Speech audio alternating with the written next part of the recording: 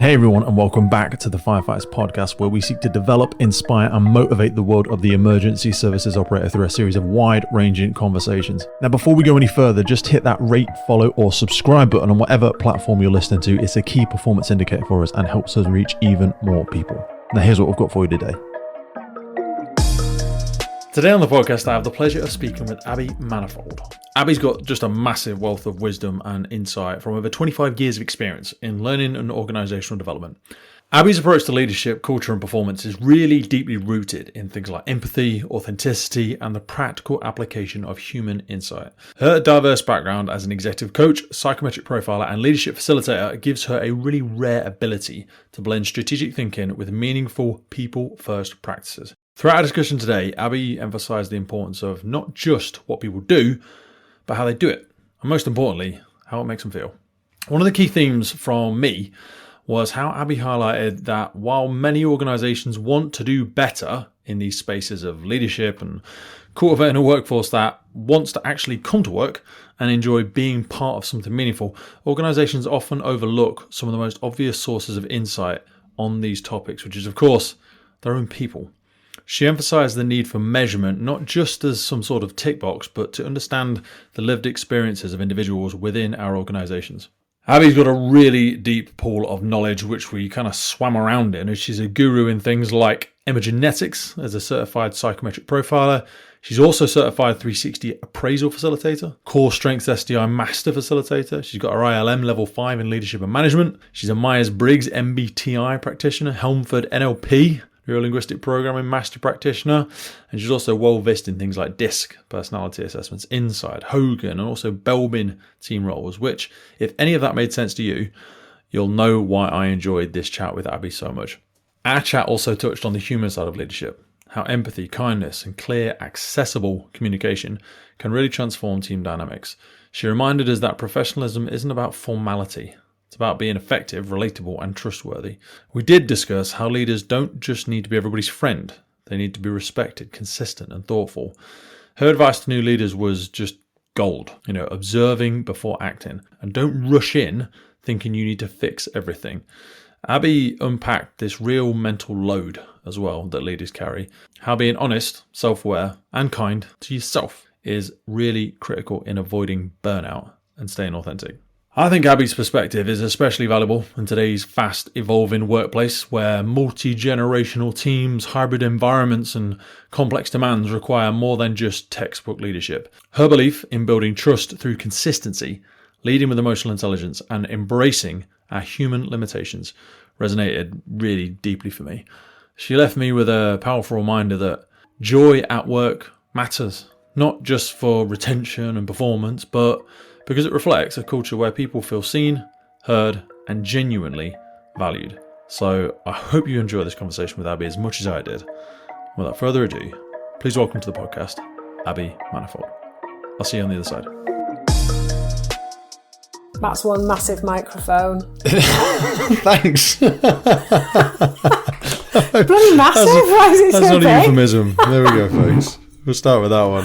Why is it so big? It's a nice Gucci little thing. Beautiful. Supposedly makes me sound better than I actually am. Oh, nice. Yeah. You are a much more interesting lady than you let on. Am I? How do you know this? Well, it certainly appears that way online anyway, but hey, I'm sure people think I'm interesting, but it's not necessarily the case. And people always say, oh my God, your job is so interesting. And the one thing I always get is people always say, in like sessions with leaders and stuff, they'll say, oh, you're so calm. And I'll go, I'm not. I'm just not letting you see what's going on inside, Graceful like a duck and then paddling like fuck is what they say, isn't it? Underneath the water. I like that. It's all going. Like it. But on the top, serene. You just look like You've seen that little meme where it's like people say, how's it going? I say, going with the flow, and then there's a picture of life's flow, and it's like the kayaker being thrown around in those rapids, and you're just like, this is me going with the flow. It's constantly capsizing, constantly rolling and barrel rolling and all that jazz. Right, shall we go for it? Let's do it. What do you think most organisations get wrong when they think about EDI? That's a massive question. Lots of organisations get thing number one wrong, which is overlooking the need for insight from your own people.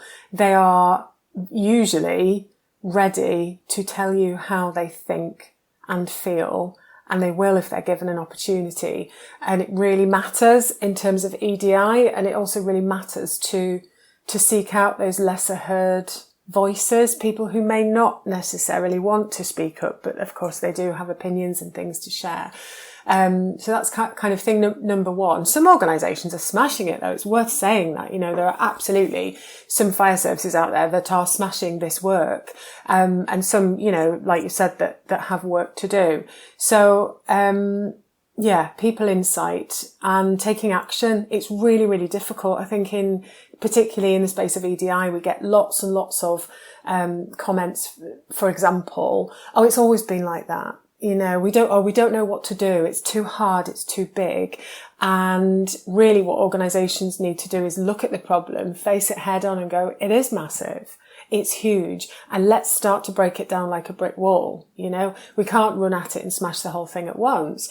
And really it's taking that idea from the agile methodologies, which is don't let perfect get in the way of good, doing something is better than doing nothing because it's hard, but we all do this in life. This is a really human thing. Everybody probably listening to this has got a pile of ironing that they have yet to do because it is too big. Everyone has got a DIY task outstanding in their house or a shelf that needs to be put up or something, and we just don't do it because we don't know where to start. So it's starting, and that's why you often do need consultancy to just help you start and go, right, how are we going to address this? And the first thing with EDI is measurement. It always is measurement. It's what have we got? What do we need? How do people feel? And what's their experience like of being in the organisation? Who feels included? And why do they feel included or not?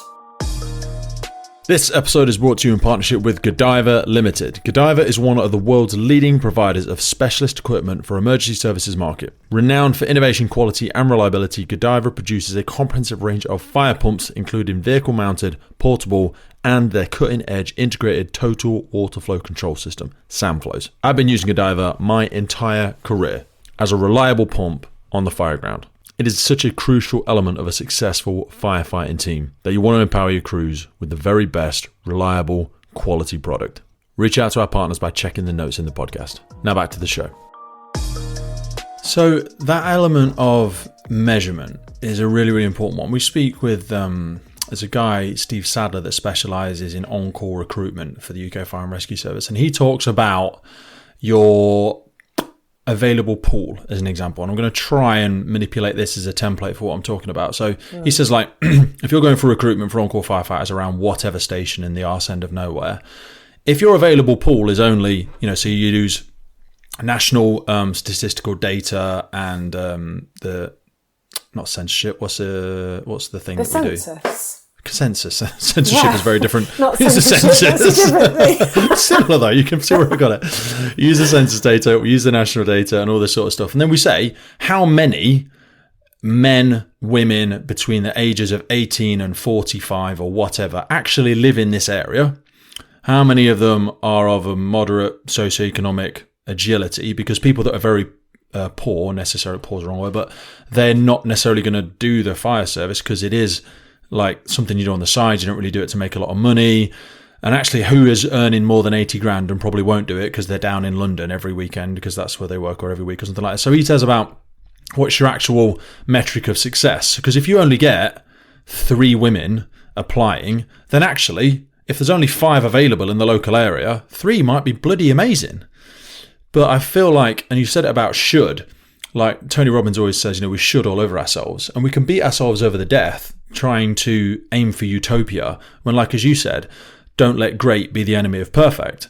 And we're like, we should do more, we should do this, you should, and you just should all over yourself. There's lots of things we could do, and there's actually lots of things we are doing, and we should celebrate each other for. But struggling to know what success looks like, because I always think, like, when we compare ourselves to the NHS as an example, so they have tried to increase male nurses for like the last 4 decades, and they've probably succeeded in a very micro level, but ultimately they've probably failed because there's slightly more than 50% men or something in the UK, and they haven't got a 50-50 split.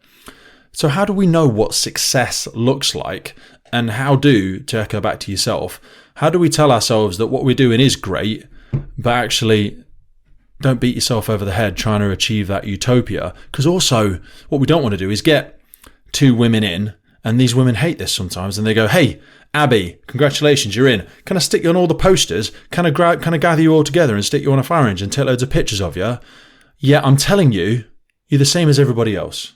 You're the same as, but you're different. Of course you're different. Let me highlight your differentness and make you feel uncomfortable about it. It's so hard, isn't it? Because you want to celebrate and acknowledge people. We want to be seen. How many people want to do the right thing versus how many people want to be seen to be doing the right thing? That's so difficult, isn't it? So help me understand, and maybe a nice overarching template as well for this. You know the old analogy of equity versus equality with the standing on the boxes in front of the fence? I do. Help people understand that versus the utopia of a 50-50 split. Yeah, that's the thing. Probably makes sense to unpack equity and equality, actually, because a lot of people still aren't quite sure. And if you look at the dictionary definitions of those things, they're actually too similar to make sense of it in a proper organisational context. So we've got equality, diversity and inclusion, or EDI, which is what lots of organisations refer to. And then we've got equity, equality, diversity and inclusion, which I think it should be EEDI. So it should include both. It shouldn't just focus on equality. So equality is the same for everybody, right? So you walk into I'll give you a food analogy, right? Because everybody eats. So you walk into my restaurant, and it is a restaurant that serves anything you want with chips, right?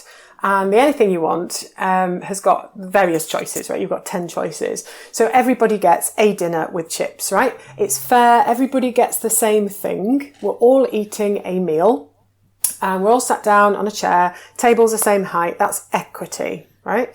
Equality. Everybody the same. And even I'm getting it messed up, right? Okay. And I do this for a job. That should speak to everybody. This stuff is difficult, right? Yeah. So if anyone listening to this is thinking, my God, I'm going to say the wrong word in a meeting, it's absolutely okay. Just correct yourself and move on. It's fine. I hate people do the gotcha thing. They're like, and I'm like, shut up. Yeah, you know what I meant. Shut up. Shut up. Like, it's okay. It's absolutely fine to get it wrong and then say, oopsie. Yeah. Equity is everybody getting what they need, and equality is everybody getting the same. So in my restaurant, everybody gets steak and chips, but guess what? Some people are vegan. Some people only need a half portion of chips. Some people might be allergic to potatoes. Some people have all these different needs. Some people might be a wheelchair user, so they can't they need me to make various different adjustments to the space. Some people might be sensitive to light. Some people might be blind, so they're not able to use a knife and fork like somebody who's sighted might be able to. And in there, you've just got a massive collection of privileges, which is why equity and equality are both important. So we've got to have equality. In some settings, we need equality because we need to have measures, like your fitness test for the fire service, for example, the fitness test they have to go through. Everybody does it, right? And everybody has to pass, and you need that to do your job properly. That's an example of something that should be That's a good example for our pre-entry selection tests. So I always use the example of size 13 boots. Like, I am size 13 boots. So everyone that comes to do my point of entry selection test, I'm going to give you all PPE. And this is a big thing because appropriate PPE for women and people of different sizes and shapes is appropriate to give you the tools you need to do your job. But if I just talk and go, you're all going to get a pair of boots. Oh, thank God, at least we're all going to get a pair of boots. And you'll turn up and it's size 13s. Everyone gets size 13s. So for me, fantastic. You watch me go. Yeah. But for James, who's only got size 6, or Sarah, who's only got size 5, she's going to be flopping around, falling over, tunic's too big, leggings are too big, gloves don't fit her, the helmet's falling off her head. She is going to underperform, not because she is an underperformer, but because we've not empowered her with the right things. It's equality. We've all given you all a size of pair of 13 boots. For sure. But it's not equity. You all get your thing, and it's equality. And sometimes that's the right thing to do. But what we actually need in many settings is equity. So everybody gets what they need to be able to play on a level field together. So therefore, anything that's done is more fair, you know. And I'm going to assume that lots of people have seen those kind of videos and memes and GIFs going around of, you know, we all need to be able to have different adjustments. There's a really nice one about sizes of bicycle. So we all have different types of bicycle that we need to ride to do a race, you know, so that we all have equal chance of winning. And that could be, something for somebody who's really, really tall. It could be somebody who is a wheelchair user who uses an adapted bicycle, etc. But it just levels it off. So equity and equality are not the same, but absolutely EDI should be EEDI. It should have a double E at the front, and it doesn't. I'm sure it will at some point in the future. It will. It'll have 7 letters by the time we're finished with it. Yeah, How does that segue us into the unseen privilege? I feel like there's a nice sidestep into that, because it's the assumptions of we all start at the starting line. There's that wonderful YouTube video about where we all truly start in our own adventures and ambitions and our goals. How does unseen privilege come into this? It's massive. I mean, unseen privilege is everywhere, isn't it? Because everybody's got different types of privilege. We've all got some. All human beings have got some. And it all goes into this wonderful thing that we call our personality and all of our lived experiences, and it all rolls in to make us a person. And some of the experiences that we have in life will be different. So you and I went to different schools, and I know that because I never met you at school. So obviously that was different. I don't know where you went to school. It could have been a fee-paying school with 10 people per class. So you got loads and loads of attention. You were really enabled and you got everything you needed. Or it could have been a state school with 35 kids per class and not very much teacher attention, etc., etc. And we don't know that. So we shouldn't be assuming anything about people, because most privileges are unseen.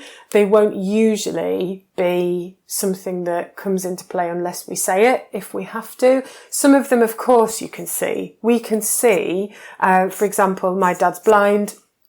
People can see when they interact with him that he is blind and that he needs adjustments, etc. So when he goes into a shop, he wears a thing round his neck that says, "I'm blind, please be patient," which is really great. And it just gives them a little bit of a cue to say, I need. How many people raise their voice when they talk to him? Loads of people shout at him and they talk to him like he's 5.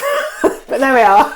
Said, I'm blind, I'm not deaf. Thank you very much. People make assumptions, and they also we do, don't we? Really just if someone's in a wheelchair, sometimes we start going, hello, and you're like... We do. Excuse me? Absolutely.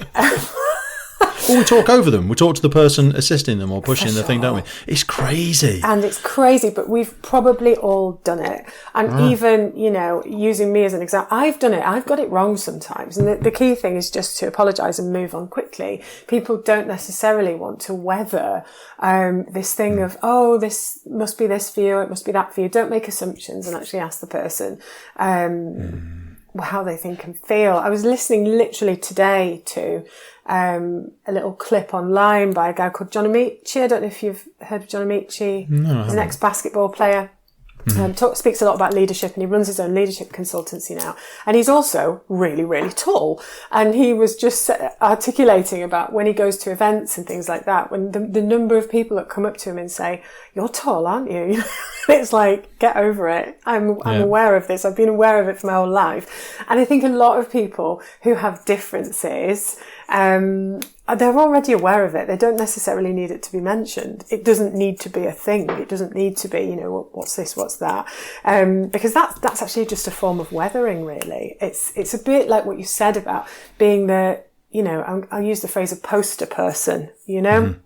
Being always on the poster because you're the one who's a woman, or you're the one who, is different in some visible way. So can we please put you on our poster? You know, good friend of mine, I won't mention her name in case she listens to this, but she might do, is absolutely sick and tired of being asked to be a poster person at work because she has brown skin. Yep. And she's the only person in her team who has brown skin.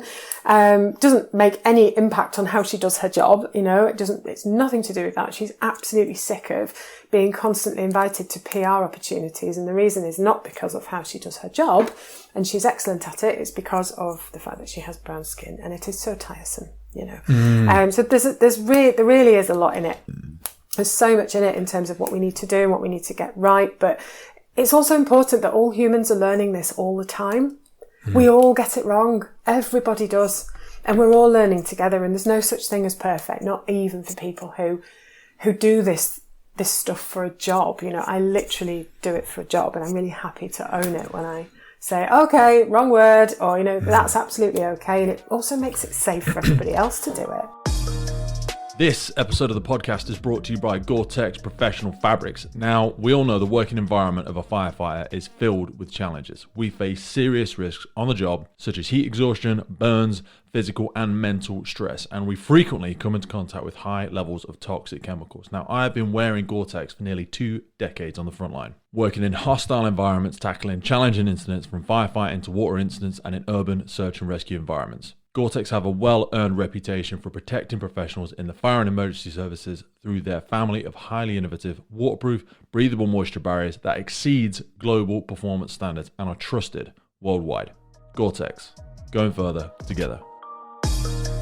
That element of safety and psychological safety, and also the inclusivity, I think this is actually a reason why the podcast has achieved the success that it has, is because we use language that's accessible to everyone.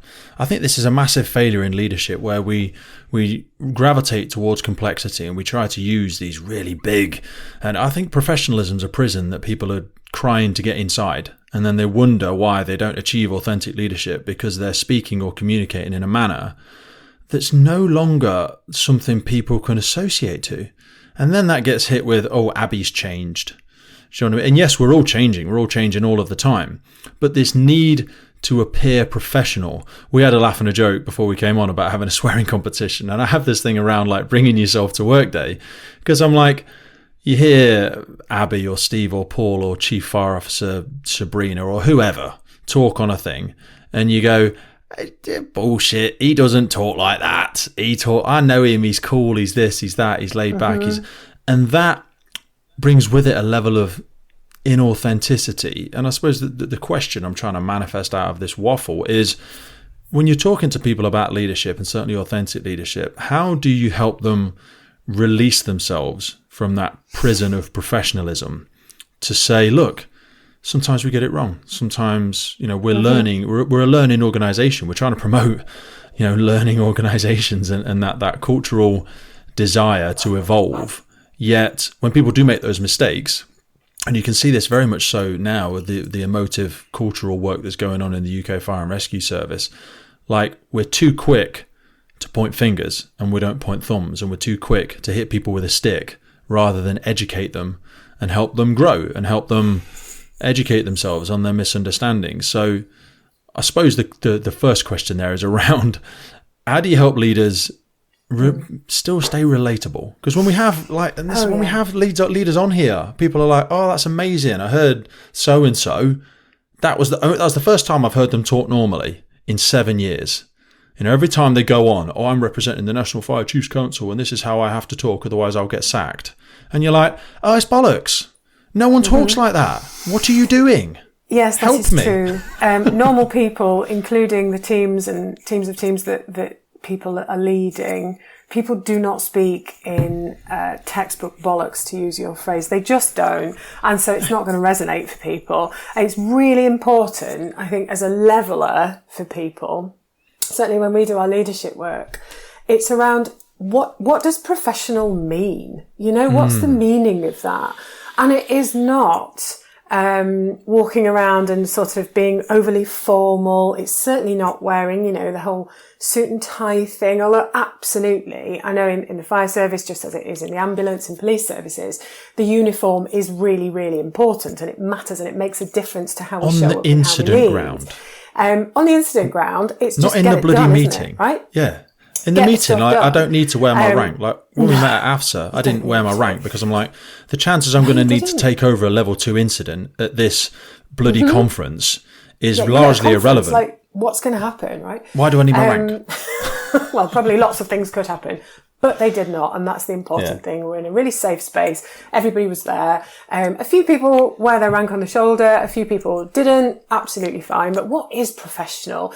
And I think for me, professional is anything that gets the job done. That's the first thing to get out, isn't it? However, you need to communicate with people to get the right job done. Whatever organisation you're in, it's speaking with people in a way that firstly, they can understand, and I can speak to my experience of being a tutor for the ILM, which is the Institute of Leadership and Management, and they can and do and should eat textbooks for breakfast. I can absolutely talk in that language if I want to. However, in a room full of real people, doesn't really work, right?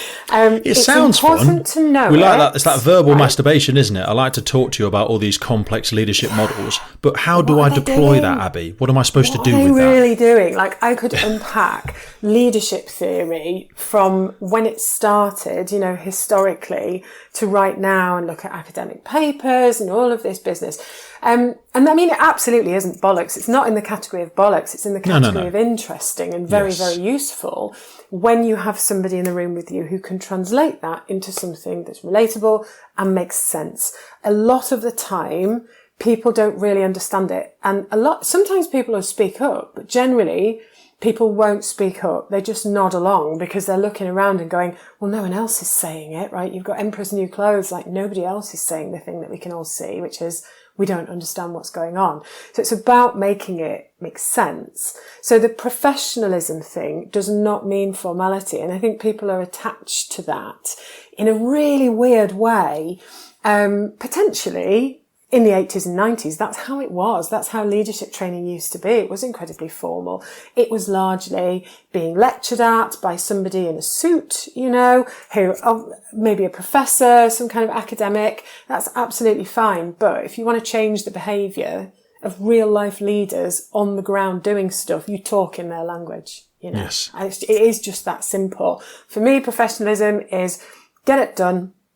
Be kind. That's my thing, which is, it's omitted from all of the books pretty much on leadership and managing people, is the importance of kindness and empathy in what you do. Kindness does not mean always being nice. Kindness means doing what people need. Sometimes they might not like what they need, but ultimately it's what they need, so it's being kind, and respecting people. And plain English is another thing. Anyone who's ever worked with me in the last 25 years would say, I'm really into plain English. And if something doesn't make sense, I'm going to call it out straight away. I don't want fancy words. I want to understand it, So that's really important, certainly for me in the work that I do. And so many people will feed back at the end of a session and they'll say stuff like, that was the first time I've ever got that, You're unpacking sort of relatively complex theories and models of how leadership can be, which incidentally, they reside in textbooks. They don't reside in organisations normally. Right? We can have case studies. We can look at what works in Google or Amazon or a fire service or in a certain hospital or, go anywhere you like. And what we're really doing is looking at what works compared to what the academic theory says. And it's that sense-making bit that people really like. Ultimately, they want to know, you can talk about, for example, performance management, right? How should performance management be strategically and then operationally? How should this thing be so we get the best performing organisation that we can have? That's fine. But ultimately, what they often just want to know is, but how do I say this really tough bit of feedback that I need to say? How do I tell somebody that thing? What words do I say? Make it make sense for me. And then they go away and they try it. And you know what? That thing that you said, that way of phrasing it with them, or just that way of framing the conversation with them, that really works, and thank you. Have you got any useful framings that you tend to suggest or use? One of them, I know we're going to get into our acronyms now. People love the acronyms. What we got? I mean, if you Google, for example, how to give feedback, there are literally hundreds. You can be boggled by choice in terms of how you do it. The thing that's omitted from all of them, though, is lead with kindness, leading in with that, willingness to say, some things happen which hasn't been what I expected, or it hasn't gone to plan, let's unpack how that happened, not why it happened, because that's blamey. It's how did this come to be? And then let's make a plan together so that we don't have this in the future. You know, that would be awesome. And ultimately the person still feels motivated, they feel respected, they feel valued, they still feel seen for who they are and what they tried to do in the whole process. There's loads and loads of different ways of doing feedback. A simple one, I always unpack, it might be the same as yours, I don't know. SBI, so situation, what happened, right? What's the thing that didn't go to plan? Or it could be what's the thing that was awesome? What was the thing where I was surprised by how amazing that was? How the hell did you do that? Let's repeat that, right? Or this thing has not gone to plan. Let's have a conversation about which bits we need to refine. And then it's the behaviour. So what specifically is the behaviour that brought that result around? And critically, again, it's often omitted from kind of books and stuff. It's, does the person understand it? Do they get that their behaviour did that thing? Because if they don't, for example, you know, if somebody says the wrong word in a meeting, they're trying to refer to, you know, somebody who has got a visible difference and they say the wrong word, they might not know it's wrong, right? So fill the gap for them, be compassionate, be kind.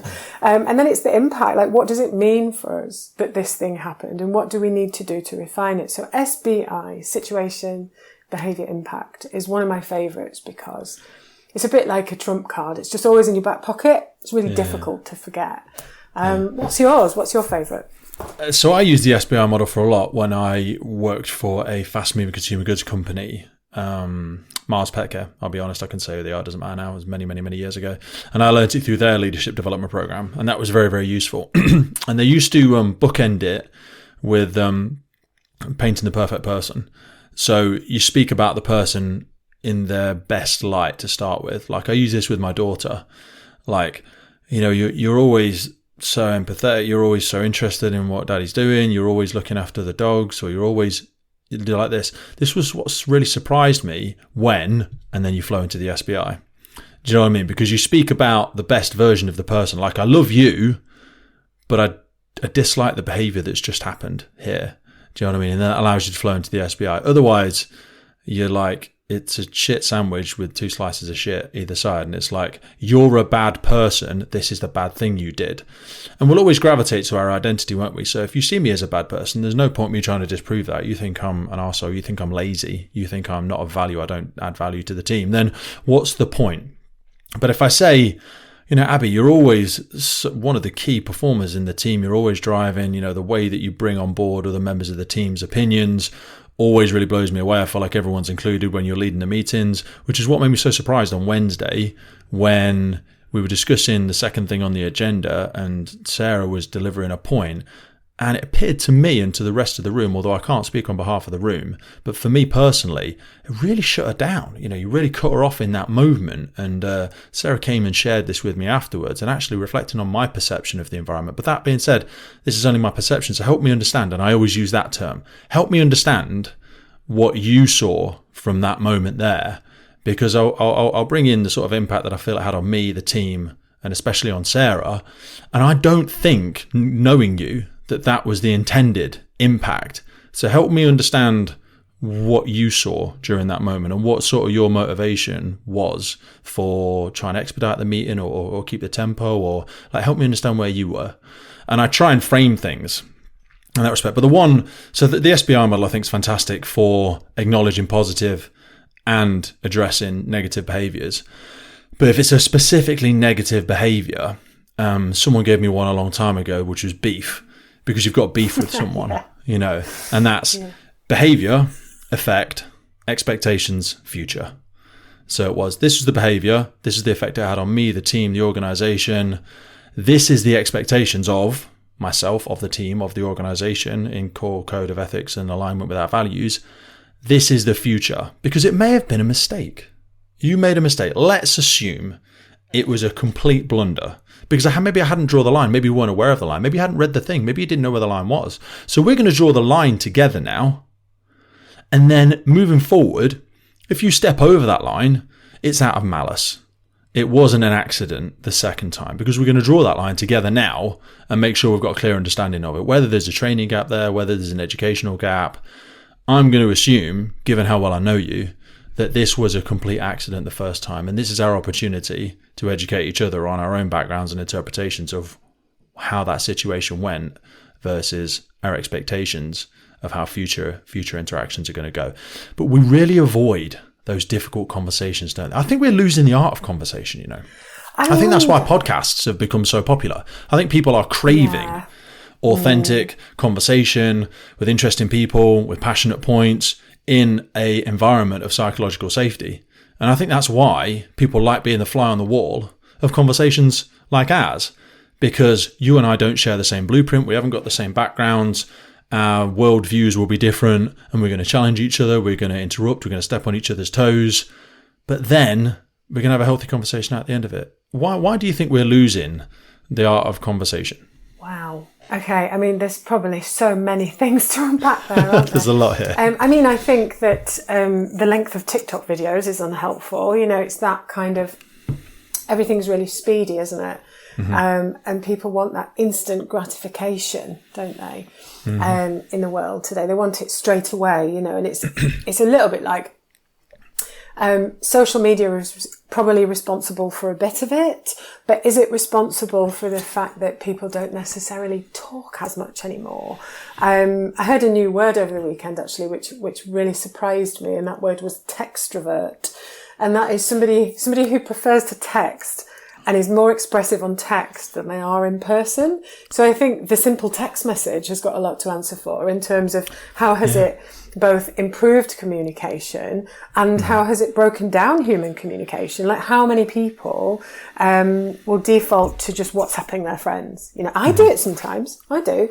But I always use voice notes. And you have a real because the way you wrote it and the way I read it is very different. Very different. And there is a lot of that. We've got so many methods of communicating, haven't we? And so many choices for how we funnel our communication that I think in some ways just having a face-to-face conversation now at work, for example, can feel quite unusual, can't it? You know, I had a conversation with someone just recently at work, and we both remarked how nice it was to have eye contact with each other while we talked, because we were in the same room, and how unusual it was, and how we hadn't realised up until that moment that we don't often have proper eye contact with each other because we're doing this, we're on Teams together, you know? So there's probably loads of reasons why people don't, but also like podcasts are great, aren't they? It's like going into somebody's world and you're in a conversation, but you're not in it because you don't have to, you don't have to take part. I can't listen to a podcast with anybody else because I feel like I'm having a conversation with Pete and Abby here, but I'm not involved in it. I'm just going to sit and listen to their conversation, and we're in this closed little bubble and it's just me and them. But if I'm with somebody else, I feel like, no, you're invading my conversation. It's stupid because they might be listening to the same thing. But I'm like, it's a very special thing and it's very, very strange. But that also goes against what we're saying, because some of the most popular podcasts in the world, this is where there's no blueprint. The rules don't work. Like if you look at a website that talks about podcasting, it'll say, should be the length of an average commute, 35, 40 minutes. Okay. The biggest podcasts in the world average an hour and 45 minutes per conversation. So that's BS. I think it's like a film. You can watch a terrible film that's an hour long and go, my God, that was torturous. I can't believe I paid for that and I'd sit in the cinemas. Or you could go and watch the latest whatever that's 3 hours long and you're engaged for the entirety of it. You know, and this is why I like we have people on here, because I say, someone says no one's interested in EDI. Okay, well, we had Abby on and we spoke about it during that conversation and 60,000 people listened to it for an hour and 45 minutes. Exactly. So what you're really saying is the way you have chosen to communicate it is not digestible by that person because you gave them a PDF and then went, no one's interested in EDI. Okay, that is a very narrow lens, and it comes back to our inclusivity around and diversity around the way people like to learn, the way people like to digest information, the way people want to be spoken to. We've got to appreciate that we're all different. You know, I always tell people like leaders are readers, and I read a lot, but actually I read nothing because I listen to audiobooks. But if I had to read... I'm not sure if anyone's a proper reader now. I mean, lots of people do read books, but has anyone really got time to read a book, you know? We've all got time. We just don't make time for it. Everybody has. And I mean, yeah, absolutely. We've all got time. Everyone's got the same number of hours as Beyonce, as the phrase goes. Yeah. And you know, I think if you're not doing something, ultimately it's because it's just not important enough to you to do that thing. If you want to read a book, you're going to do it if it's important enough to you, like anything, isn't it? But yeah, it's so interesting, isn't it? In terms of just what people need and that paradox of humanness. We say, the right length for a podcast is however long it should be, 40 minutes, 35 minutes. But then people are listening in their droves to ones which are way longer because they're engaged in it. Which is why insight matters. It's why human insight matters, because you could read a textbook on this is how leadership should be. In your organisation, it might be completely different. It might be a really different picture, and you're not going to know that until you've got the insight, until you've actually spent the time unpicking with people what matters. Where do they put their energy, and why do they put their energy there? You know, what's really happening? And that's kind of what I love about some of the work that we do in ICE. It really gets under the skin of, you've got this thing about leadership and how it should be, and that's fine. But then what about your organisation? And that's why most of the work that we do is completely bespoke, because all organisations are different. You could talk about, you know, the fire services as an example, or the police, or the NHS, but they're all completely different. And we shouldn't really make any assumptions, based on what we think is going to be there. And everybody does learn differently. Some people love it to be unpacked in conversations. Some people would much rather you do give them a PDF. Some people would much rather a voice note. You know, some people dislike voice notes. Everyone's different, aren't they? And that's why privilege and EDI matters, you know? MSA are supporting us on today's podcast, and I chose to partner with them because I've been wearing this stuff for nearly 20 years. And they are the global leader in development, manufacture and supply of incredible, safe products that really protect people, not just our communities out there, but also first responders, most importantly, all over the world. Get yourself over to MSA and have a look at it. The high performance protective clothing for emergency services responders. They also partner with us on the UK Pink Firefighters. That's because we love them. The helmets with the reflective visor, the F1XF, absolutely epic helmet. And not forgetting how they improve firefighter safety through their connectivity in the connected firefighter platform. That incorporates the M1SCBA, which is the tried and tested BA set. Everybody uses it in the UK Fire and Rescue Service. Then they combine that with the Luna module, which is a wireless all-in-one device, creating an independent search and rescue network, providing edge detection, enhanced personal thermal imaging, while simplifying post-scene reporting and data retention. Honestly, the edge detection element of it, go and check it out. Honestly, go and have a look on their website. Edge detection, it looks like the Matrix. It's absolutely awesome. In terms of an enhancement tool for search and rescue, it's literally unrivaled. MSA are always pushing the envelope, and it's a real privilege to be able to continue to grow our partnership together. So whether it's your PPE, your bunker gear, your helmets, your SCBA, your thermal imaging, your Luna, or your portable gas detection, both of us know that this equipment needs to work. It needs to be high quality, reliable, and dependable in the moment. And that's why I use MSA, because they know what's at stake. We used to have user guides in an old company that I worked for, where on as part of your Outlook profile, you'd have a user guide attached to it, and it would tell you things that person likes and doesn't like. You know, I really dislike meetings that last more than 10 minutes. If I'm on a Zoom call, I don't put my video on because I'm uncomfortable being that. I like to answer emails early in the morning and late at night. You know, I don't like doing meetings on a Wednesday. Whatever it might be. It's a user guide for that person. Now, these are all aspirational elements, and of course you can please some of the people some of the time and all the people none of the time. So, but it gives you an understanding that if Abi is doing this thing and she prefers lots of communication, she provides lots of open communication by phone, then great. But if she prefers to do updates once a week on a Friday, and I am hassling her every day, and why is Abi really doesn't care. Abi is really not in this. She's not a team player, actually. You know, she's really not very committed to what we're doing. You mean she is not manifesting it or exhibiting it in a manner that you do, because you have a desire for constant updates and feedback, because you're the long screwdriver of leadership, and you like to micromanage things because that gives you a sense of control and reduces your anxiety.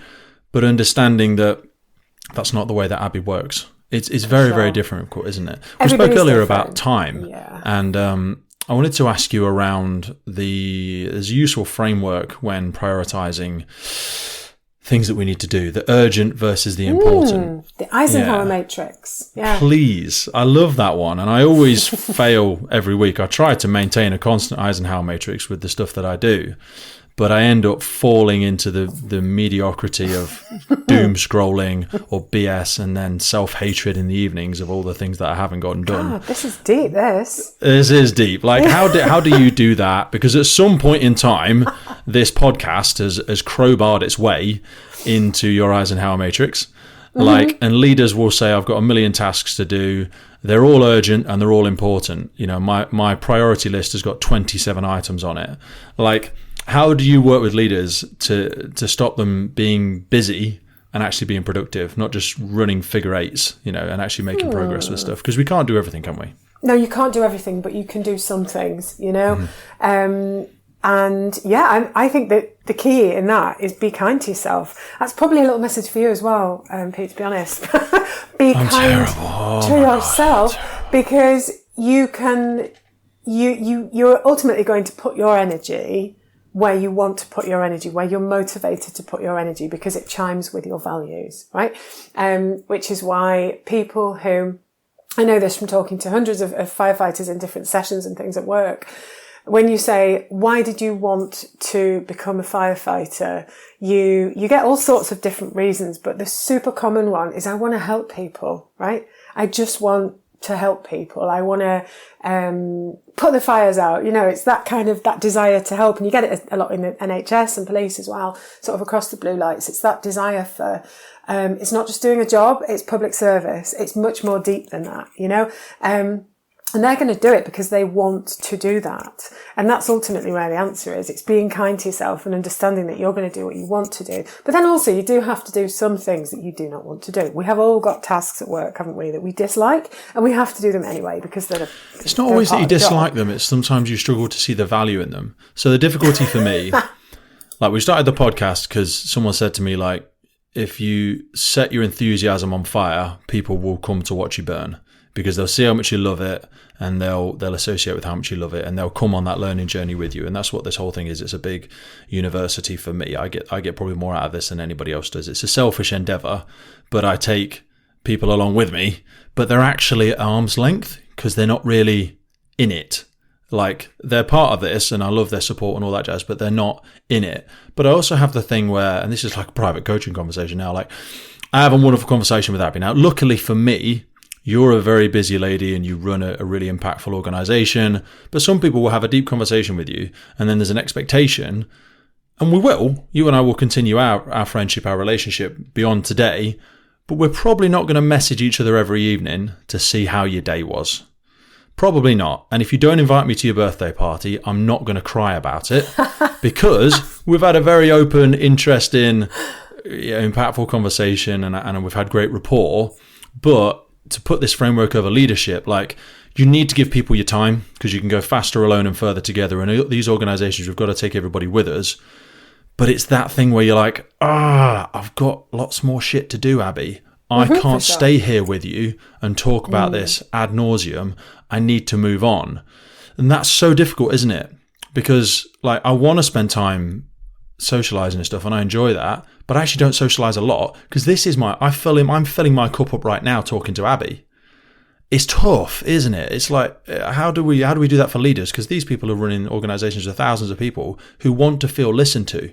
Yeah, for sure. It's really, really difficult and challenging for leaders, because every single person is deserving of and wants to have your time and wants to be seen by you and appreciated by you and acknowledged. And they want you to know their name, you know? And if you're leading an organization of, 1,500 people, it's going to be pretty challenging to know everybody's name, for example, and remember stuff. But that would be a key for me, for leaders everywhere in any organization, is remember the little stuff that people tell you, right? Remember if their dog had an operation and ask how the dog is, right? Remember, if you can, things about their home life, their what they're kids' doing, names, their where kids, they did, if you can. what their son likes to do. Their son is involved in piano. Absolutely. Like back in the 90s, it doesn't do it now, but Outlook used to have a function in a contact card in Outlook. It might still be there, buried somewhere, where you could write down that stuff, and it had categories for their kids' names. And so you could be on a call. I do it on my phone. still. I do. I write down some of that stuff, and also just the deeper listening will get you there anyway. If you're really, really connecting with a person and they tell you something about themselves or their life or what they care about, etc., you are going to remember. If you're in deep listening with that person, your brain is just going to do that for you. But the challenge for senior leaders is there's only one of them, and there could be 300 people like that in their team. Well, it's Dunbar's number as well, isn't it? Get there, yes, the number absolutely. Of people you Dunbar's can remember. Number. Yeah. Yes, Robin Dunbar has this number of people, doesn't he? What is the? I think the number is it 127. You have to remind me what. The so he has a layering. He has in fact, circles. Let me put it up in front of it. So we've got Dunbar's number is a suggested cognitive limit to the number of people with whom one can maintain stable social relationships. Relationships in which an individual knows who a person is and how each person relates to each other person. So this number is first proposed in the 1990s. And it states that humans can comfortably maintain 150 stable relationships. And there's some evidence that the brain structure predicts the number of friends one has. And these people interchangeably switch out as you go through life. And I think the scaling is 5, 15, 35, 150, 500 and 1500. So you can remember 1500 faces, but 150 is that sweet spot of those people that are inside your circle. And I have this, it's terrible. Like, I've done nearly 400 episodes now, and I've had big, long, impactful conversations about that person's life, and I'll meet them and I can't remember them. And it's so horrible. I feel so bad. All the time. You'll have it because somebody will meet you and you'll give a seminar and they'll come to you and go, Abby, what you just said, oh my God, that spoke to me. Let me tell you about my life in 5 minutes. Yes. And then they see you 3 weeks later and go, Abby, and you go, hey, you. Yeah, absolutely. There you are. There's you. Oh, Who are you? And it's so horrible, isn't it? You feel like such a dick. I mean, you do, but I'll always sort of preface it by saying, you know what? I remember you, and I also can't remember your name, so please forgive me. In any given, week, I can, if I do, 3-4 sessions with leaders every week, each one of them could have 20 people in, and I'm really quickly going way above like Dunbar's number in terms of who I can remember, but generally I'll remember their vibe and what it felt like. I'll remember some of what they told me and make an effort to remember their names. But my little hack for that, and I've always done it because somebody told me at the start of my career, is always try and take a photograph of the room, take a photograph of the people if you can, or just write down a map of the table and what their names are and use their name all the way through the session, because it does just help you. But back to leadership, senior leaders will understandably find this really difficult, won't they, to remember everybody and things about their life. But it's just being honest about it and not trying to blag it, because people can tell, and that is tiresome. That is so tiresome when senior leaders do that. And it speaks to that thing you said earlier about being professional. It's being authentic, isn't it? And it's showing up as your whole self and being willing to be your entire self. And sure, you're not going to bare your soul and tell them every single secret, every single thing you've ever done, which is just in your whole life. It doesn't mean that at all. It just means being authentic and standing in your true self. And some of that might be, you know what, Pete, if we meet each other, if I bump into you in a pub in London, I might not remember who you are because we're not recording a podcast there and we're not at a work conference there. Do you know what I mean? It's out of context. I'm seeing you out of your really context. Yeah, you're not in the environment where I remember you. But just be honest about it, I think. It's just better to be honest. But to be fair, it took me years of my career to just learn that. To just learn it's okay. When we saw each other at that rave the other night, I barely recognised you. I'm joking. We used to have an old organisation. Before you logged on, there'd be 5 flashcards, and it'd be a picture of somebody on the front and 2 options for the name, and you could just click and skip through it, but you were still picking it up because the flashcard turned around and it said, "No, this is Abby, head of Learning and Organisational Development," or whatever. You know what I mean? And you had to do that before you logged on. I proposed it to my organisation a little while ago, and there was some bullshit about GDPR that we couldn't do it. I was like, "This is what? I'm on an internal secure system." Or we didn't have photos of everyone. I'm like, okay, we'll just do the ones you have photos of. But I think it's a great way to start interlocking that big web of your organisation. And you go, oh, that's Jane. Jane works in HR. That's Dave. He works at so-and-so station and he's a crew manager and he loves football or whatever. Do you know what I mean? And I thought that was a nice thing. The old organisation I did it for, I didn't do it, sorry, that they did it. And when I used to see it there, I was like, that's a great thing. I think it's not easily adoptable, but it's worth it. In practical terms, it would be very easy for a senior leader or anybody. It would take a week for HR to do it. If you're going to go and have an interaction with, the people that work in IT or the people in this team or that team, just look at their org chart, remember some of the faces, but then be authentic about it and share it with them and say, I'm trying to remember all the names here and I've got the sheet and I've looked at it. And then do a bit of guessing. It's a little bit similar to how you would do it when I do lots of, or in the past I've done lots of work internationally, and you are going to come across names that you've never seen written down before. That's just a fact. And some of them will have lots and lots of letters that you are not used to, potentially, if you might not be used to pronouncing those things. Just have a go anyway. If you think something, just have a go anyway, and people will love the authenticity. They certainly won't like it if you try and blag it, or if you just refer to somebody as you all the way through a conversation. It's really difficult to say your name, so I'm just going to call you Steve, if that's all right. You look like a Steve because it's got less, whatever is inside your word. And again, it's linked to EDI, and I'm absolutely sure that people listening to this will work with people who have got names that they maybe haven't seen written down before, or they're not sure how to pronounce it. Have a go and then ask the person, and say, did I get that right? Have you got an option with less syllables, please? Never ever say that. No, it's just about trying, isn't it? Everybody's got a certain, alphabet that they sort of find particularly challenging. Mine are the Slavics. Anything that's got Slavic roots, I'll generally find that quite difficult, but I'll always try and have a go. And by having a go, you get better at it. So you just get better at showing people it's okay to include people, You've got a colleague with a name you haven't seen before, have a go, and then everyone else will start doing that. And especially for senior leaders and leaders, because what they do is seen and watched by more people. Like the impact of their actions, behaviour choices, and their authenticity will ripple through the organisation. So if they're willing to say, you know what, I might not get this right, but let me have a go, other people are going to do it too. And the organisation itself will automatically just get better at that, because we're like, oh, it's okay because they did it. The chief did it, so it's fine, Take us back to the Eisenhower Matrix, because I do a terrible thing of dragging people down my own selfish rabbit holes, like clarity of mission and knowing what's urgent versus important. Because I think we're very good at the urgent, hence the emergency services analogy. But often leadership is very difficult because culture takes 5-10 years, 5 years to change. These things are not going to happen overnight, and that knee-jerk change causes a lot of change fatigue for people in the blue light community. But true leadership is planting trees under which you'll never sit. You're going to see the benefit of this 5 or 10 years time, but that's after you're retired. Or you see this in politics, like the true big changes aren't going to happen in this quarter, but I need to get elected again or whatever. Like, how do we master the discipline of doing the important and not just the urgent?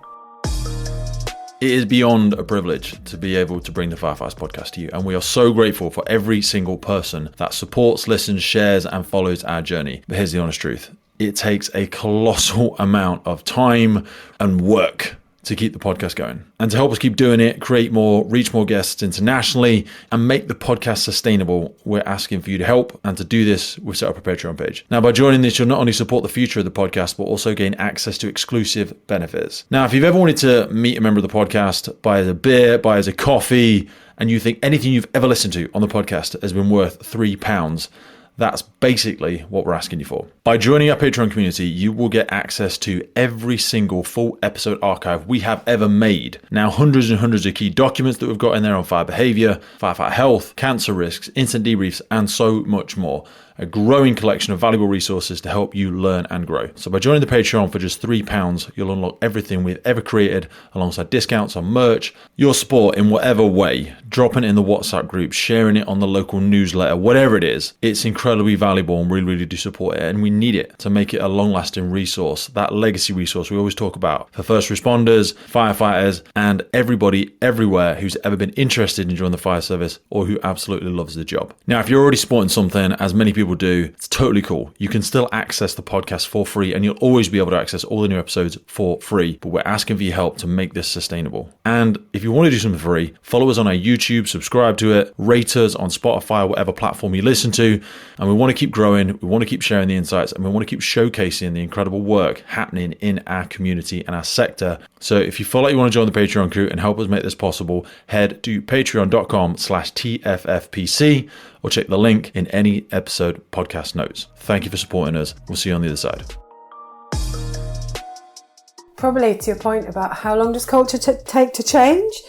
Culture that's really, really embedded, for example, within fire and rescue services. I mean, you're looking at generations to change culture, really, to do it properly.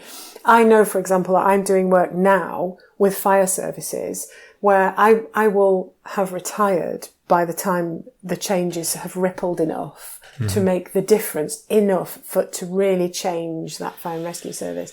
And that's absolutely fine, because that is the good fight and I'm here for it, you know. I am here to make things better, not just today, tomorrow. Of course we can do that. We can make changes that will, in a year from now, make a fire and rescue service better, make it more efficient, make people happier, chime in with their well-being. We can improve their EDI, you know, work and actions, etc., etc. We can improve their leadership. We can improve people's experience of work and enhance psychological safety. All of that is absolutely great. But some of that stuff, like, I'm acutely aware that I'm meeting leaders now, particularly aspiring or new leaders who will, I'm 48 now, you know, I'm going to be retired, not any time massively soon, but sooner than that, some of those people will. They will be better leaders now and forever, you know, and I'll be well retired by the time they get into senior command positions, and that's absolutely fine. And hopefully some of the stuff that I do for them and with them will stick, and I think that it will. And hopefully there'll be more of me as well. There'll be other versions of me that come along and say, hey, look at this thing and look at that thing. But in terms of knowing what's right, what's important and right to do now, and knowing what's urgent now, I think definitely across all blue lights and in some other professions as well, you do get this spillover of where you're answering what is literally a life or death, you know. We know what our priorities are. We're really, really clear. And it's the same in the police. We know what our process is, and we take the right action to save, you know, life and limb. And you get that you get that cultural spillover, so that things, for example, like project management, which typically isn't life or death. Of course, there are urgent deliverables, and that's fine, but nobody dies, right? You know, and you get that cultural spillover. Well, we get celebrated for command and control, don't we, is the problem. Sometimes like authoritative dictatorship style leadership in a command and control context on the Instagram. And this is why I think people continue to wear their rank. And some will say, Pete, it's my uniform, get over it. But I'm like, yeah, but your behaviours are manifesting through the way you're shown up today, because you've entered this innovative, nurturing meeting with a command and control mindset, because that's what you've been rewarded for in your operational role. And this is not unfortunately, but this is why I think we do need more diverse leadership from other sectors coming in at those senior leadership levels. I mean, I want to nurture from within, but some people, you can't send ducks to Eagle School. And firefighters, not all, but most, have joined to make a difference, drag hose, fight fires, pull people out of buildings, drag them out of rivers, go dangling over the edge of a building. That person is a very different skill set to what you might require in a strategic leadership framework. And that they just might not be able to grow beyond that level. And they might be able to, but they might not be able to. There's a Peter principle, isn't there, around achieving a level of leadership that's appropriate to your skill set and not going beyond it. Like, I think I'm a better watch manager than I was a firefighter. And I think I was a pretty good firefighter, but it's not for me to say. But I certainly wasn't the best. There's a Venn diagram about creating a market of one. There's a great book called Blue Ocean Strategy. Have you ever heard of it? Yes. Yeah, and I'm going to get this wrong, and you'll correct me. But We it's love like that book in ice. Yeah, it's great. It's underneath so much of what we do. Yeah, finding those overlap, like you might not be the greatest leadership coach, you might not be the greatest head of whatever, but you're a great communicator. Like people that are great academics in leadership might not be able to communicate.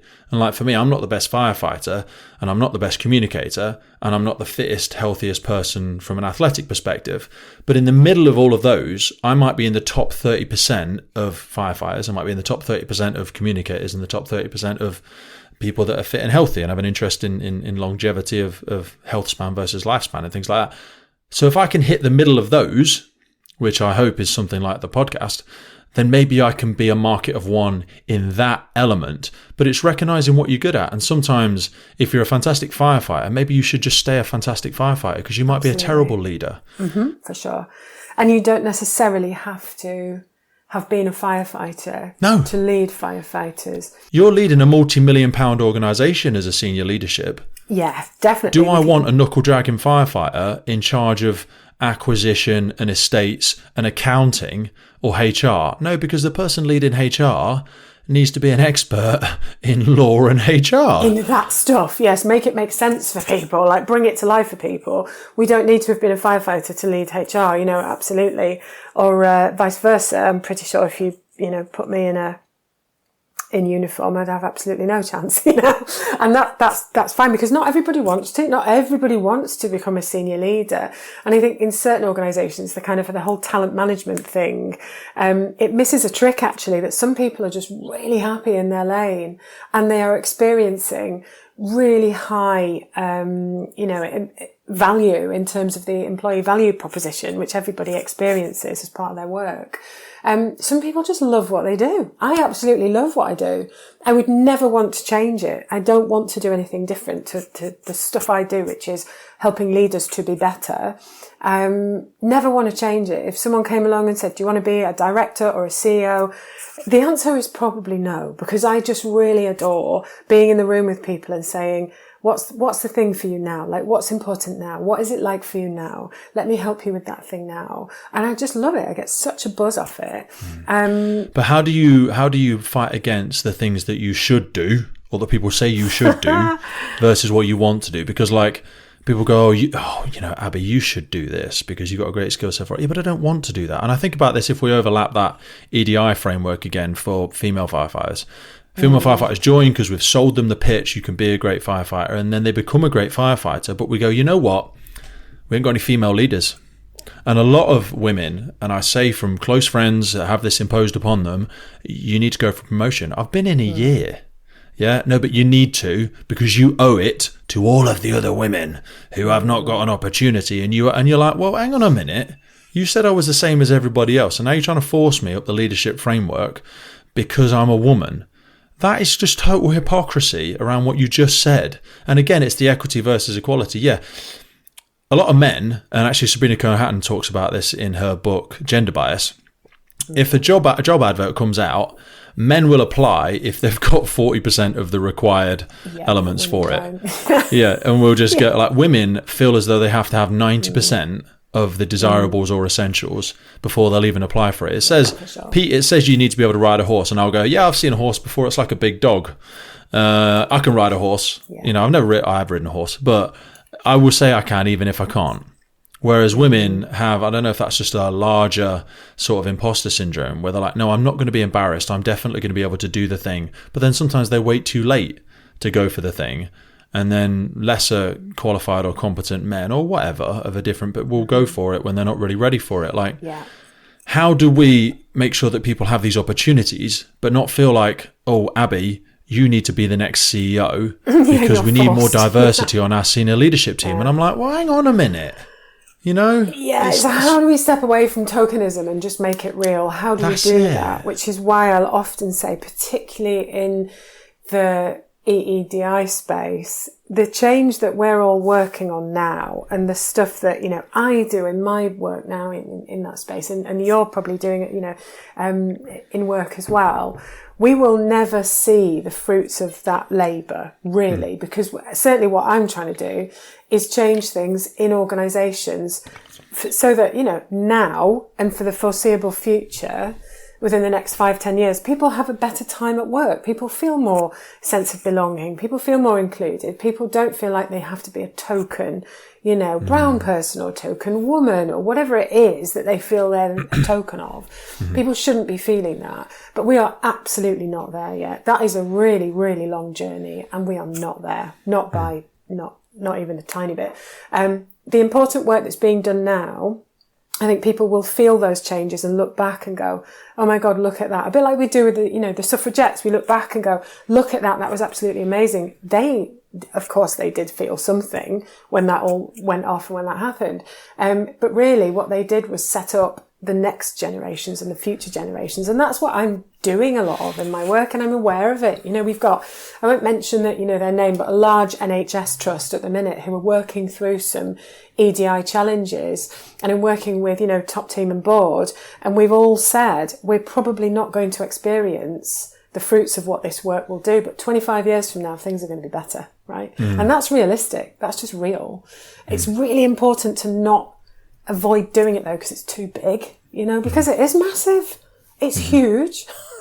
But everything is achievable if you break it down into small chunks, which speaks to the Eisenhower matrix as well, doesn't it? Because we've all got however many hours in a work day, right? And we prioritize according to what's going on around us. I don't know about you, but I do that pretty much every day. I'll prioritize pretty much every day because things change so quickly and so easily. And it's the same as that in fire services as well, isn't it? You never really know what's going to happen and when you're going to need to be. You've got to be a little bit brutal with that, though, haven't you? You've got to be a little bit selfish to say that I'm going to reorganize these priorities, because otherwise you can't pour from an empty cup and you're just setting yourself on fire to keep everyone else warm. So you've got to learn how to say no to the right things. Boundaries. Without letting everybody down. There's I want us to dip our toe in some of the leadership framework just for a second, and we'll talk about the academics of it, because I'm reading directly from your website here, and I appreciate all of these things were contributed as a team, so you may not have been the author of this particular piece of work, but there's an article here which we'll link in there. I think it's really useful for people. It talks about how is your team going, and it might be a useful framework for us here. So it says Bruce Tuckman's traditional model of how teams progress suggests 4 stages, and people will be familiar with these: forming, storming, norming, and performing. It's an easy to follow model, yet in today's hybrid work, the lack of face-to-face connection, which we've spoken about today, both in time regularity, means that this model has some flaws. People are dispersed, especially in fire and rescue services. They're at different stations, different geographical locations, the virtual, temporary, and potentially remote working. So how do you know if things are going well? You reference a really useful framework here, because trust, I always say, any organizational change moves at the speed of trust. And in here, we talk about the roles, the trust, the information, the commitment, and then that sweet spot where psychological safety reaches that curiosity through cognitive diversity, where we are open to change. And I think it's Jeff, and we're going to say it here, so Jeff Pfeffer, is it Jeff Pfeiffer? Unless you're the sole contributor, your success depends on other people. Put it in another way. Most of us are part of a team. Yeah.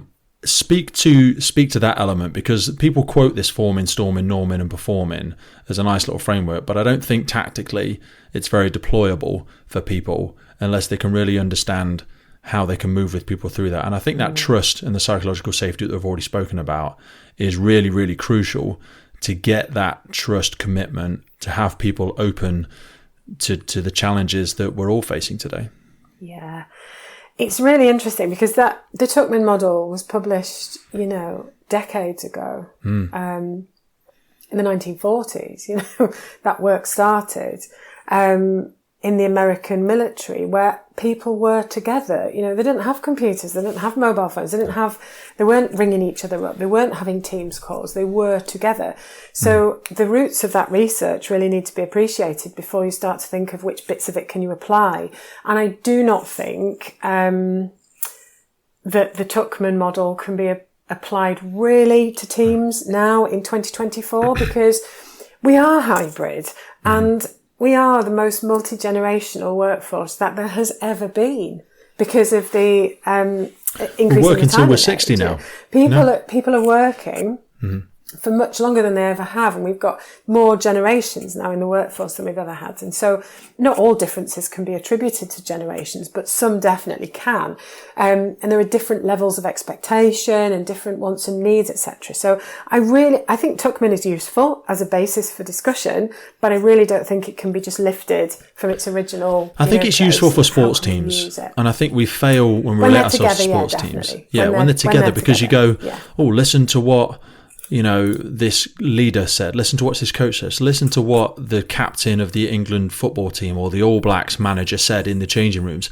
Okay, that was a very, very unique situation where it was highly emotionally charged, and you can't just rip that out of there and then apply it in a completely different context. I mean, the All Blacks is one of the most successful sports teams, but their motto is no dickheads.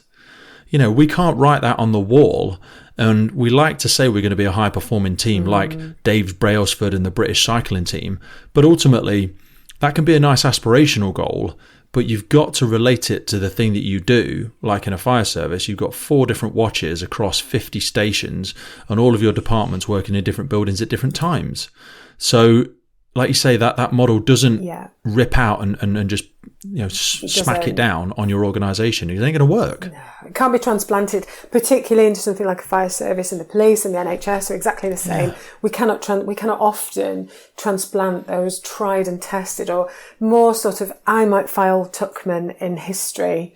Mm-hmm. It's relevant and good for discussion, but it's very much not what organisations are doing now because, of all the things that we've discussed. And it cannot be transplanted. But how do you achieve trust and high psychological safety and people's experience of leadership being equal, And how do you achieve that holy grail of equity across 4 different watches with 50 stations, and it's arguably really, really difficult and incredibly challenging for senior leaders in that kind of a context. However, I would argue that it can be done. I would definitely say it might take a bit longer, and we need to take all of those leadership models, Tuckman and everybody else's leadership model, and sort of put them in a big filing cabinet and go, they're there to look at if we want to, but let's define what works for us right now. So if you've got 4 watches, covering 24/7, what do those watches all need? They'll probably all need different things just because of their shift patterns. They'll have different needs and different wants.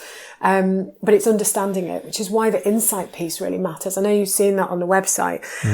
That's why the human insight bit really, really matters. And it's why, particularly for unique leadership contexts, you can't really ever do good improvement work without human insight. It's otherwise you're just kind of trying to play pool with a blindfold on. You can't see what you're doing. You can't see where the holes are, so you don't know what you're playing at. But lots of people try. Lots of people will take your money and they'll say they're going to do it, but they won't unless they start with insight.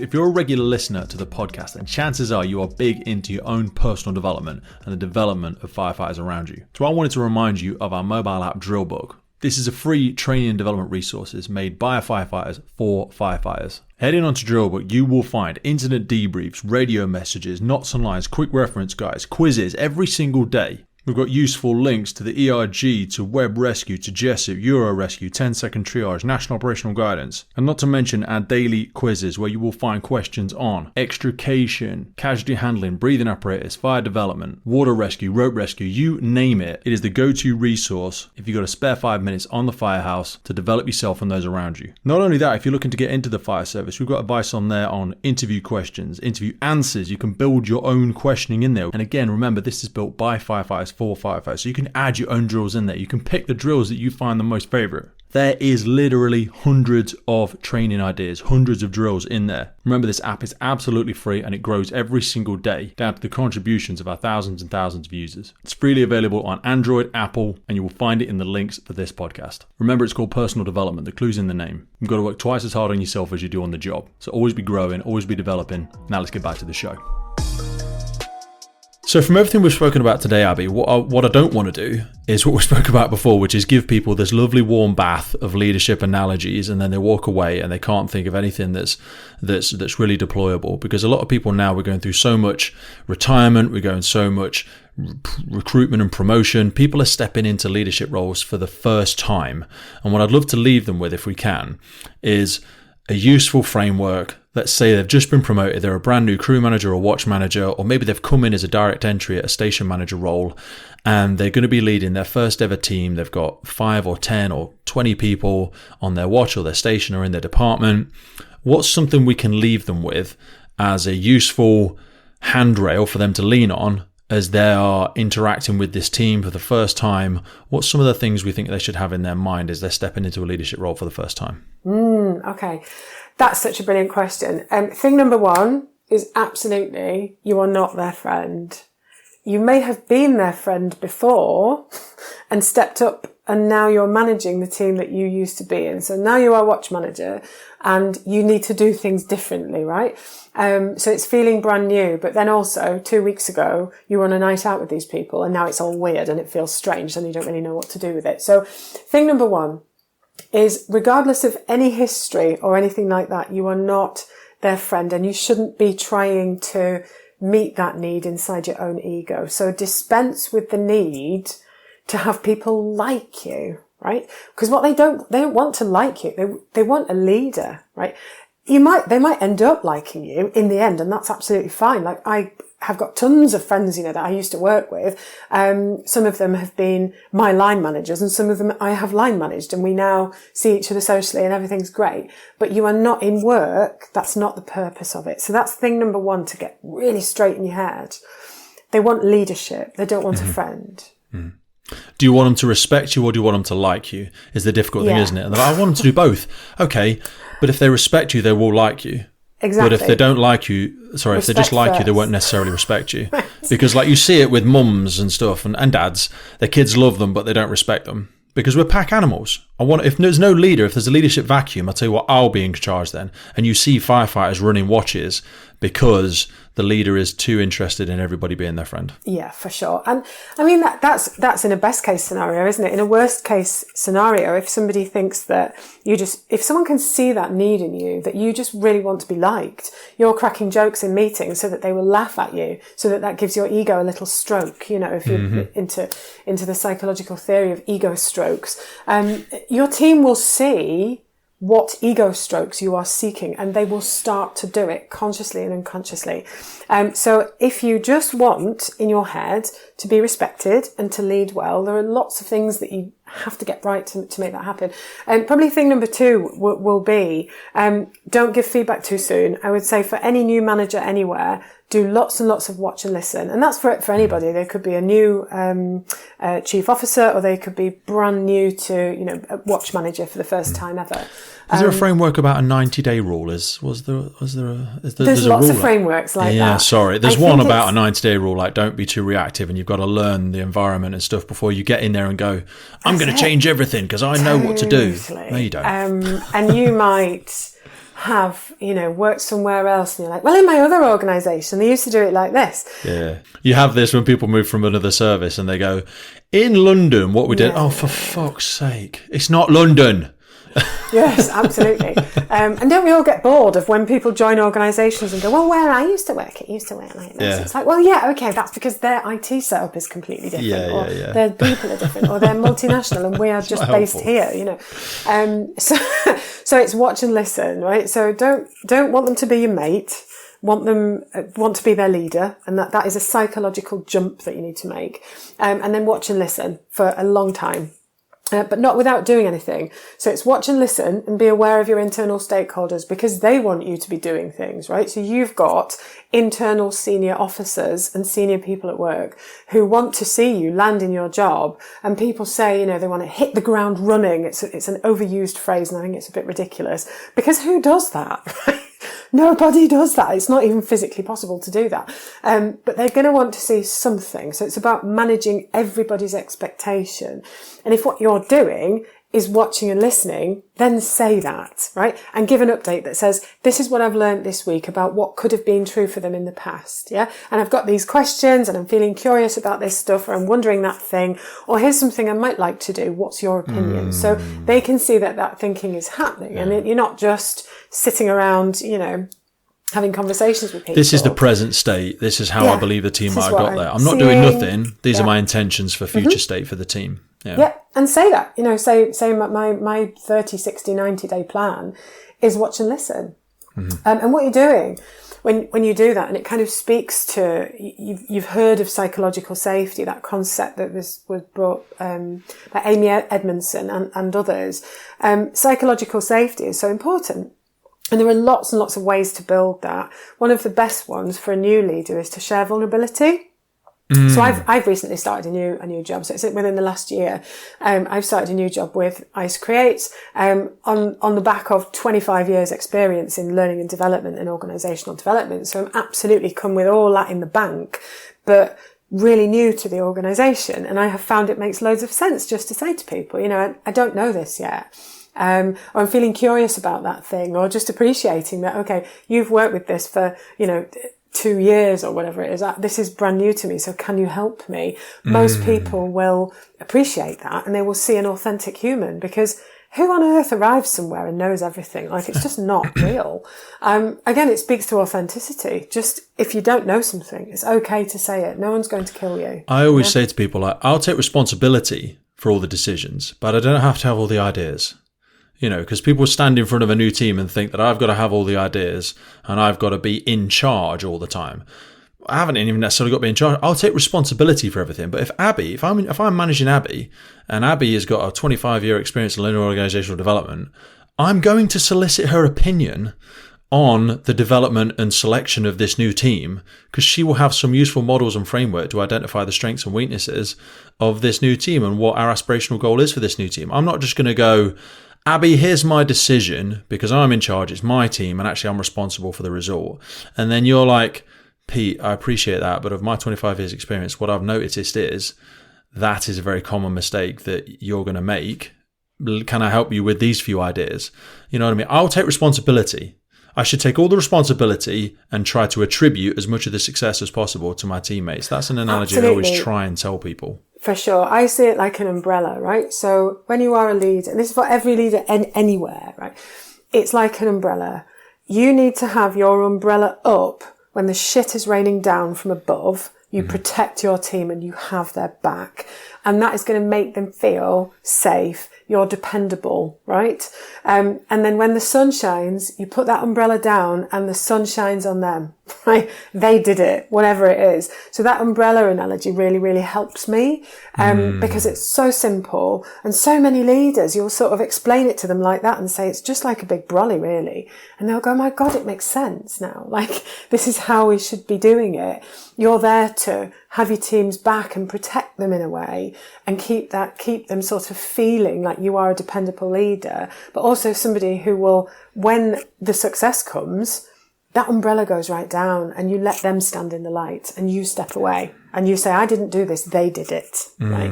They're probably never going to thank you for that. Nobody will ever come and say, thank you so much for giving me that thing. Because people generally find it a bit cringe when they get celebrated. Depends how you do it, doesn't it? It's knowing how that person likes to be acknowledged. Do they want to be pulled out on parade in front of the whole team? Does Abi want to be called out in the meeting and go, I'd just like to start this meeting by acknowledging Abi. She might feel really embarrassed. Shout out for Pete, And Pete's in the corner cringing and going, can you shut the fuck up? Can you not fucking do that? I hate that. Maybe I just want one-to-one and just go, you know what?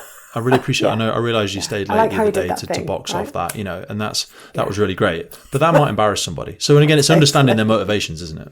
It's what works for one person isn't going to work for another, but it's learning your people, which is probably another thing I'd add for any new leader, or any experienced and established leader actually that doesn't know their people very well. Get to know them, get to know what makes them tick and not tick, get to know what brings them energy, get to know what takes energy for them or costs them energy. And my favourite one is get to know what brings them work joy. Right?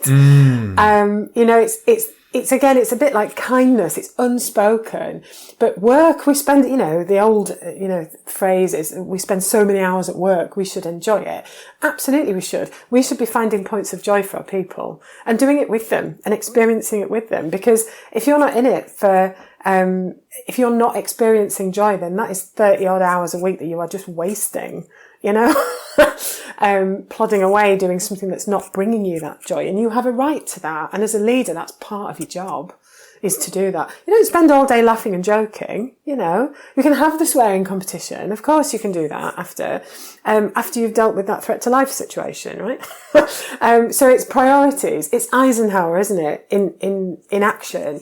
So make sure that people feel that you are dependable. And I would say definitely for new leaders, only make promises that you know you can keep, or things that you've already done. Say that you're going to do that thing and then do it early. And then what they experience is somebody who has kept their promise. It doesn't matter if you did it last week. You say, I should have that to you by Tuesday. You give it to them on Monday, you know, and do that for all of your stakeholders. It's just managing that. So they have a little burst of, oh my God, that's good. And it's early, right?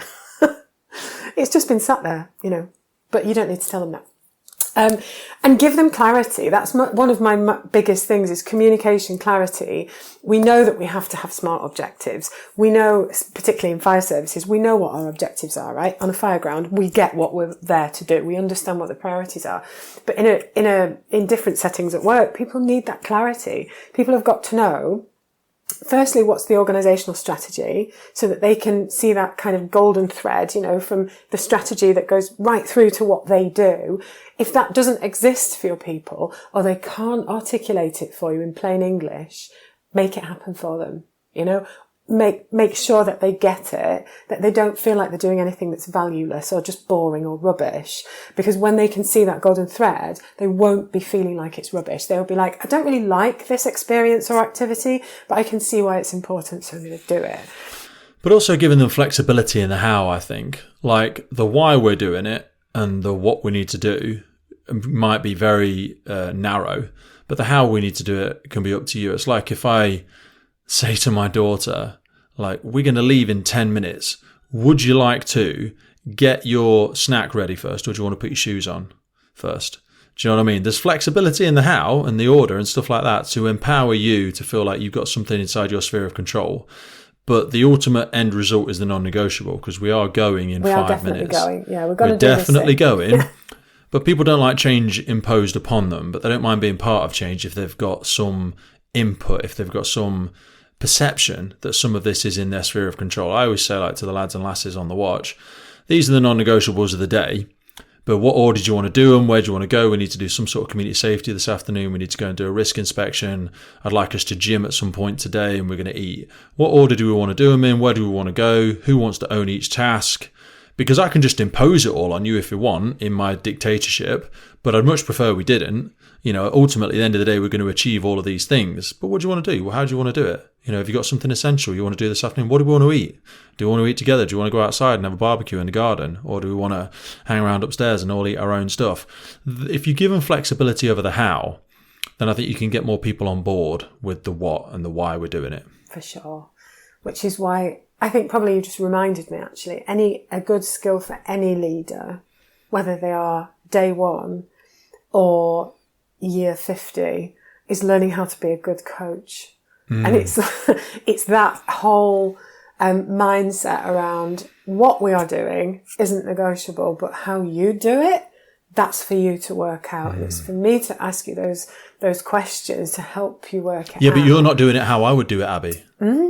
But does it matter? Because if it gets done, you know, and it's that whole thing about, like, everyone's going to do it in completely different ways. And it really speaks to that idea about even the word leader. You know, you could debate the word leader, and I do often, and I love the debate. Is it the right word for what's going on? I actually don't think it is, really. Okay. Right? I think that the best word is facilitator. And, you know, we know, speaking to anyone who is a facilitator or works in L&D, I can hear your brains going, what is she talking about? But in leadership, right, you are facilitating the performance of others, right? Mm-hmm. And you are facilitating the experience of others, right? So that the performance, you know, matches what you need it to match. So yes, you call it leadership, but what you're doing is facilitating, right? So it should be, you are facilitating people's performance, but that's too long for all the books. You know, it's too long. I think that works for incident command perspective. I always say this to brand new incident commanders. And I don't use your framework, but I'm actually going to steal that. Like, you're going to facilitate this incident and take responsibility for it. But you know, if you get off the fire engine and fall flat on your face and knock yourself out, the incident will be absolutely fine. We assume people don't know what they're doing and they're completely incompetent. If you fall off the fire truck and knock yourself out, they'll be fine. So you're there to facilitate that incident. The thing is, we call it incident command. So I'm going to command this incident. You don't need to do that. Facilitate it. Yeah, and take responsibility for it and go, whoa, Abby, just step in a little bit because that carriageway hasn't been closed yet and you're going to get hit by that lorry. Yeah, carry on doing what you're doing, but I'm not going to walk in and go, Abby, you're holding that door wrong and I think you should go for the top hinge first instead of the bottom. Pete, you asked me to take the door off. I'm trained and competent.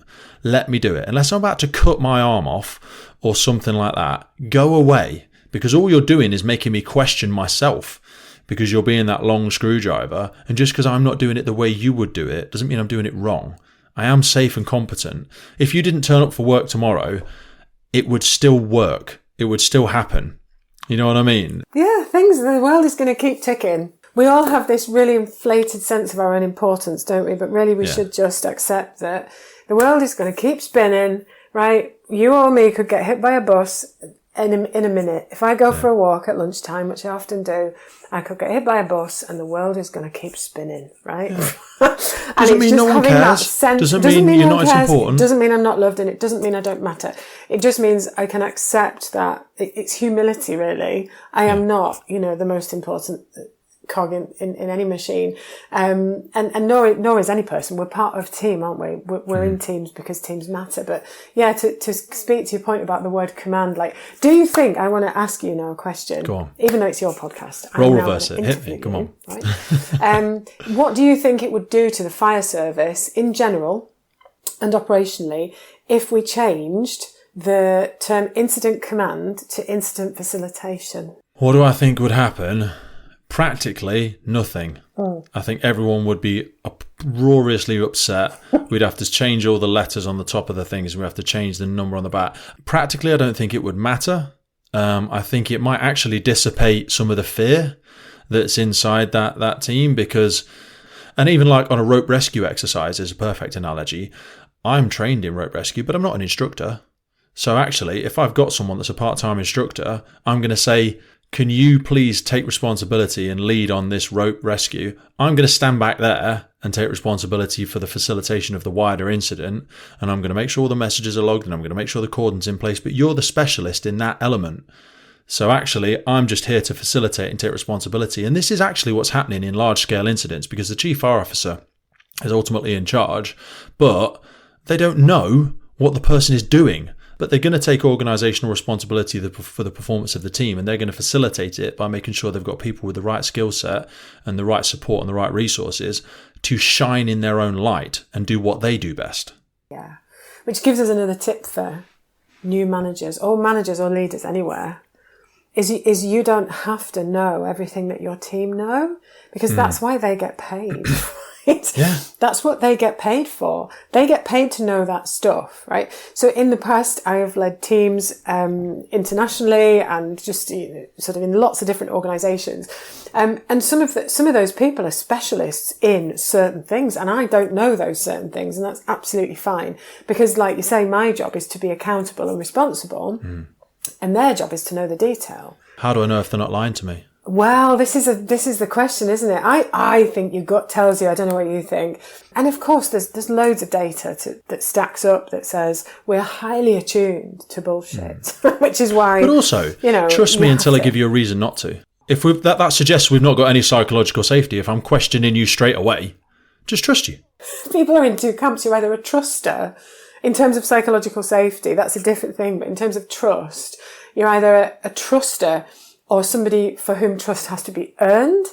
I'm a truster, and I will trust you until you break it. But when you break, you get loads of chances, right? With me, I get it. Like, everyone does things wrong. We all cock things up every now and then. We say the wrong thing. We do the wrong thing. We forget. We drop the ball. It is normal, right? It's absolutely normal. And it's okay. I'm still gonna hold that person in high esteem, potentially even more so for being a bit more authentic and saying, sorry, I fucked that up. Can I go again? That's great, right? In my book, that's brilliant. What isn't brilliant in my book is somebody that knows they fucked it up and then tries to cover it up, right? Yeah. Because that is dishonest, right? But you get loads of chances with me. Like, I will trust you 100%. You probably get 5 or 6, depending on the context, 5 or 6 things that you can get wrong or misjudge before the trust will go. And even then, to be honest, if it's a training issue, all I'm going to do is help you learn, right? If it's an intent issue, then we're in a different space, completely. But have you heard about waterline decisions? Waterline decisions? No. Oh, it was great. I took this from Gore-Tex, who's one of the sponsors of the podcast. So they have an element of waterline decisions. So if you're not experienced in the company and you don't have a holistic view of the context of all of the interwoven responsibilities and stuff, then you can't make waterline decisions. A waterline decision is if you and I sat in a boat, you can make loads of decisions above the waterline because you're new in the team. And if you punch a hole in the boat, that's okay because we can repair the boat and then because it's not a waterline decision. If you make a decision below the waterline, it punches a hole in it and the ship sinks. Do you know what I mean? And most decisions really are not waterline decisions. People coming into a team, okay, you blew the 30k budget on the wrong thing. Are we going to go broke? No, we're not going to go broke. You said the wrong thing on the podcast. Okay, will Pete edit it? Yes. Yeah. Ask him to take it down and edit it. Great, not a problem. Do we need to sack you over this? No, I don't think we do. These weren't waterline decisions, and very few things are terminal, are they? We tend to catastrophize with small problems. We major in minor things, and then we go, oh, well, what have we learned from that? Well, I've learned that I can't use any of my own neurodiversity. I can't try new things because I'm petrified. You're going to put me on a final written warning. When actually, couldn't we have just learned from that? Nobody died. Nobody sunk the ship. Do you know what I mean? And not everything needs to be taken to the extremes. Yeah. Otherwise, how is it a learning environment? Definitely. And I think in blue lights, of sort of certainly leadership in blue lights, have to be more attuned to that spillover, that cultural spillover of, we may this morning have been dealing with a literal life or death situation, but we're back at work now and we're not in that anymore. But we've somehow got this, it's a bit like a hangover or a spillover of everything becomes life or death, when some of the things that you deal with are life or death. It doesn't mean that everything is. And that's just a massive mental jump to make, for leaders. That's absolutely huge. If you have been on a fire ground doing incident command, and then all of a sudden you're just in a meeting with IT. Not to dismiss what IT do, do you know what I mean? But it's a really different kind of a context. No one's going to die because we don't get a new operating system. Nobody will. But this morning they may have, if something that you did went wrong. And it's, how do we stop that? How do we have that buffer zone where we almost reset ourselves mentally to be able to then do it and not have that hangover? But yeah, it's really... all of it's really challenging, it's one of the reasons why I love working with blue lights, because you're like normal people, only different. Only really hypersensitive in terms of things. Like how leadership works, how people work, people's reasons for being in the organisations. You are just like all normal people, but different, in lots of really fascinating ways, which is what makes me love it. Yeah. I've dragged you down another rabbit hole, but before we close and we wrap it up, is there any more closing points for our brand new leaders that we think I've forced you past or dragged you down a rabbit hole and taken you off point? What have we said so far? So a really windy conversation, as is normal for these things. So don't be their mate, give them clarity, communicate, be dependable, be the umbrella that's up when it's raining and down when the sun is shining. Give them a golden thread so that they can see the purpose in everything that they are doing. And have I said it enough? Do not try and be their friend, because that's not what you're there for. You are there to be a leader and you are there to give them clarity. What else would I say for new leaders? Don't make loads of changes up front. Don't try and run before you can walk. Learn, be a learner, be vulnerable, share with your team that you're learning, and that's great. Don't be a dick. There's so much to say, isn't there? There's so much to say. I think there's loads there. I think there's so much for people to take away from it. That's a book. Every one of them is a book chapter. So if people want to learn more, or where's the best way for people to reach out to you or the team? I have to say, excellent leadership action, asking somebody how they like to be communicated with. I'll have anything, me. I'll take anything. You can write me a letter. Carrier pigeon, smoke signal. But most people are going to do LinkedIn, aren't they? Let's face it. Yes.